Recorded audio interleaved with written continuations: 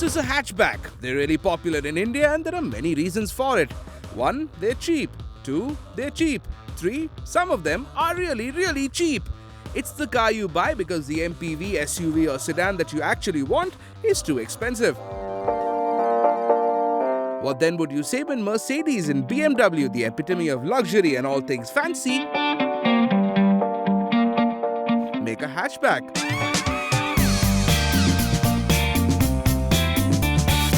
Mercedes calls its hatchback the A-Class and BMW the 1 Series. But honestly, it would be completely unfair to put these cars into the same category as, say, a Swift or a Polo. This is a Mercedes and a BMW. The giant, almost obscenely huge 3-pointed star on the Merc and the kidney grille and Corona rings on the Beamer will never let you forget that. These are not, as the ugly euphemism goes, premium hatchbacks. These are all-out luxury cars that just happen to have a hatch instead of a boot. So if you're looking to buy either, which should you get? The BMW 1 Series or the Mercedes A-Class? Let's find out. First up, and only because it's a couple of months newer than the A-Class, we've got the BMW 118d. What you've got under the hood is a detuned version of the 2-litre diesel engine that you'll also find in the 3 Series and the 5 Series and the X1 and the X3. This is an engine that's putting out 143 bhp and 320 newtons of torque. Detune doesn't bode well for this car, at least on paper, but trust us, at this size, it's a hoot to drive.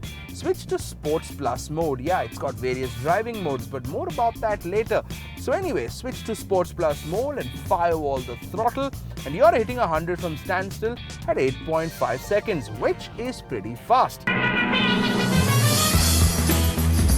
The Mercedes also comes with an engine that we're familiar with. It's a 2143cc 4-cylinder diesel that you'll find in everything from the C, the E and even the M-Class. Unlike the Beamer though, this is a front-wheel drive car and has been detuned tremendously with a power output of just 107 bhp and 250 newtons of torque.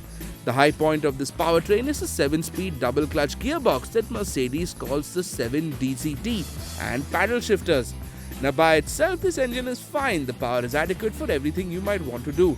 But then when you compare it to the BMW, it pales. It pales quite a bit. However, considering this is a Mercedes and will have Mercedes prices, the engine is not as whelming as it ought to be. Maybe, of course, it's a mental thing. Maybe I'm just not used to driving Mercedes cars with small engines. But redemption certainly comes from the 7-speed gearbox with these sports car-like paddle shifters. Using paddle shifters are always fun because you don't need to get your hands off the steering, like the usual rocker you find on automatic gear levers. If you want to extract the maximum out of this engine, you're going to have to use them quite a lot. So far, we've established that the 1 Series' powertrain is better than the Mercedes, and while the A-Class is just about adequate, the A-Class doesn't do well as far as ride and handling are concerned either. A-Class is obviously not a car that's designed to be chauffeur-driven. But if you're driving it yourself, it'll give you a lot of feedback. Whip it around a corner at nosebleed speeds and you won't feel like you're going to die. But on the cons of this notebook, we have to mention that this is a car that does not do well on bad roads. It's a rubbish patch of road and the suspension will complain noisily, crashing down and not stopping till you either slow down or get to better tarmac. The one, on the other hand, fares much better. This is a car with 50-50 weight distribution, meaning that it roughly weighs the same in the front as it does in the rear.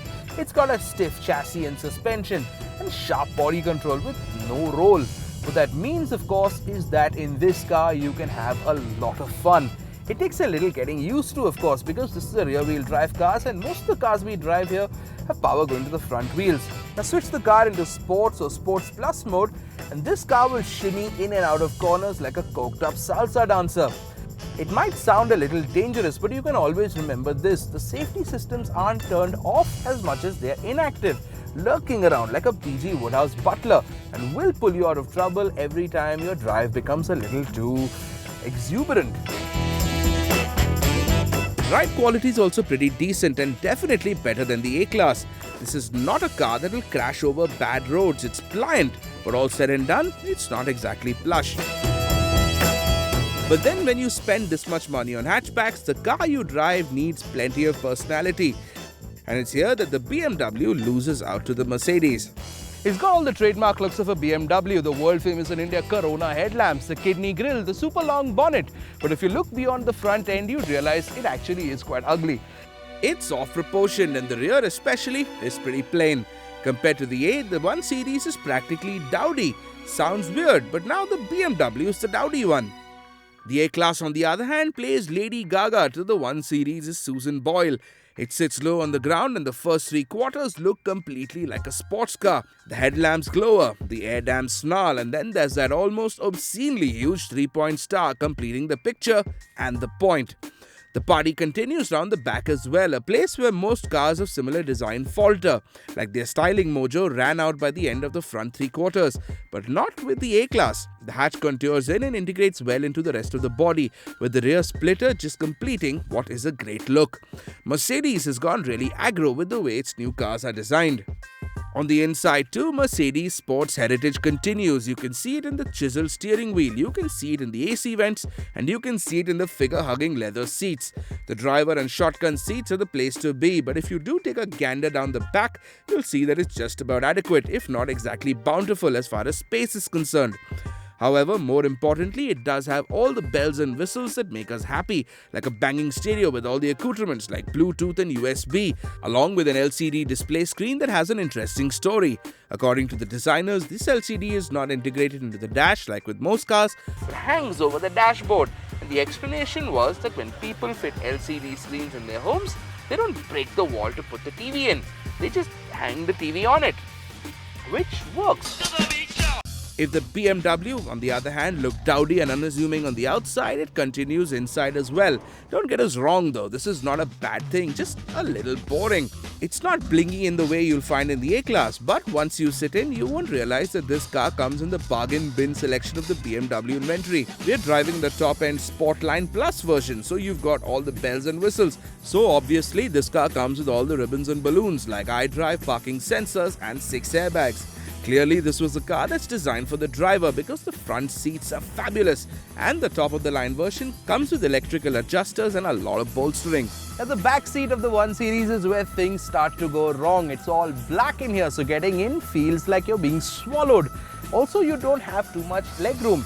You've got a fair bit of headroom and you've got AC vents in the back, but the small rear windows make the car feel very claustrophobic. Also, rear-wheel drive, which means huge transmission tunnel. What that essentially means is that you've got space only for 2.